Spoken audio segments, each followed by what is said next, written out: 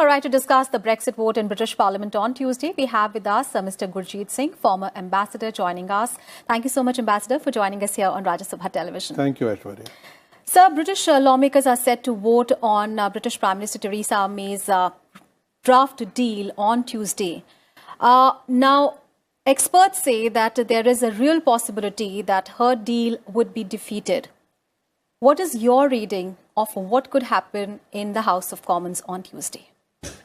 I think we are in the most unpredictable phase, internationally and domestically in the UK.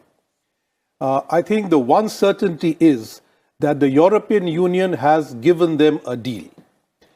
The problem now is, how can Mrs. May run this deal through her parliament? Yes. So the question then comes down to, will she, won't she succeed?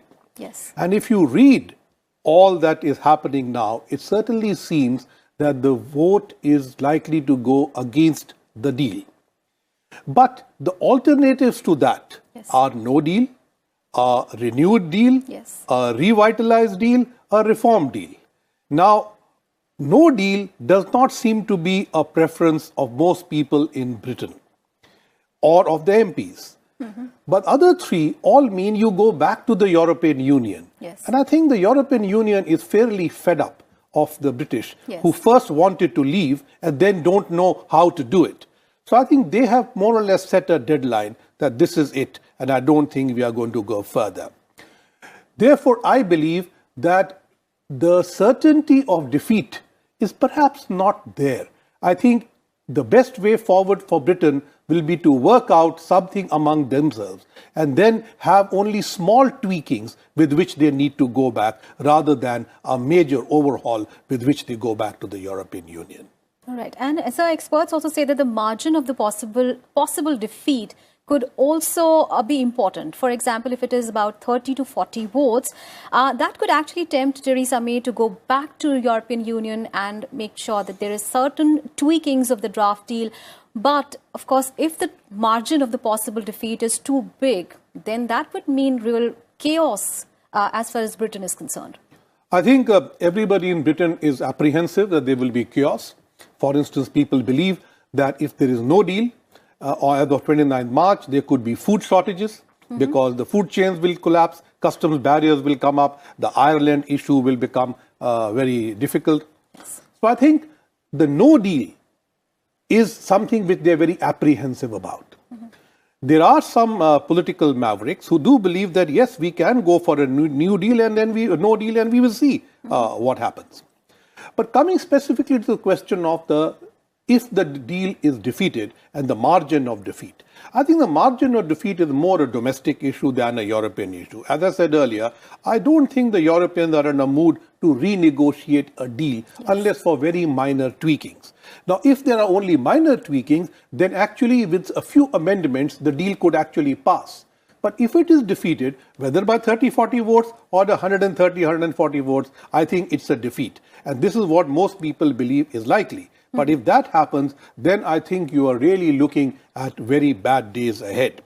Let us not forget that since the period that Brexit was announced till now, the British economy actually hasn't done too badly.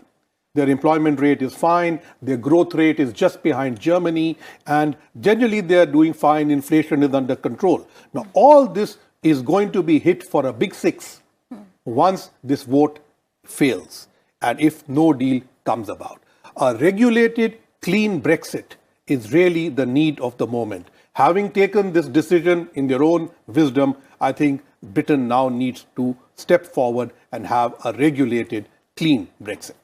Okay, we know that what would be the most favorable for British government, but at the same time, if this draft Brexit deal is voted down, of course, the government has then 3 parliamentary working days to come up with some revised plans. So what are the options really that May has if we assume that there is no vote of no confidence against her government?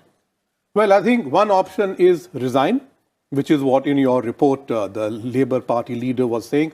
But having recently won a vote of confidence from her own party, I doubt if Mrs. May is going to throw the hat down right now.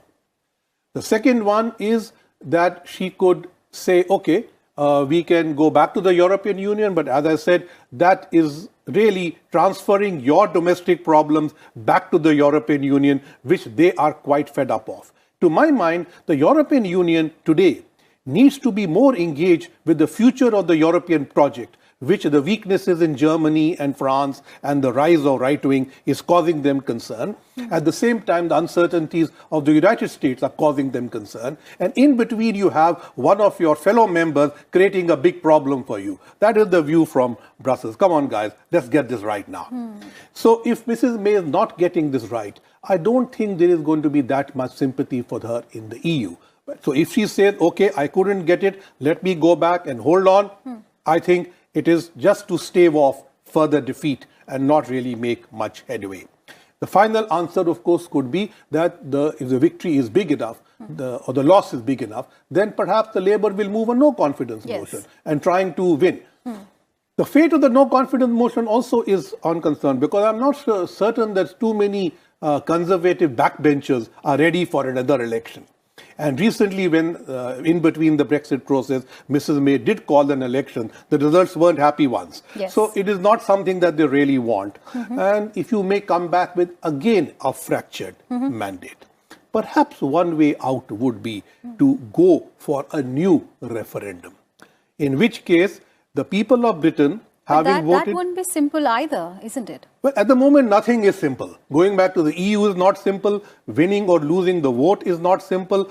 But you have to find some way out. So one way is the referendum, in which you can have the idea that, okay, we voted by 4% to go for a Brexit. Now this is what Brexit actually means. What do you guys think? And you may get something which is different, perhaps. Right. Absolutely. So at the moment, of course, the things are very hazy at the moment, because presently the range of potential outcomes actually, which are many, too many of them, May resignation, a vote of no confidence in the government, a general election, a second referendum, a temporary stop on Britain's withdrawal, or possibly even the combination of all of the above. So what happens, of course, in the House of Commons on Tuesday would be significant. We have to wait and watch what happens. But thank you so much, Ambassador, for joining us and sharing your perspective on that entire story.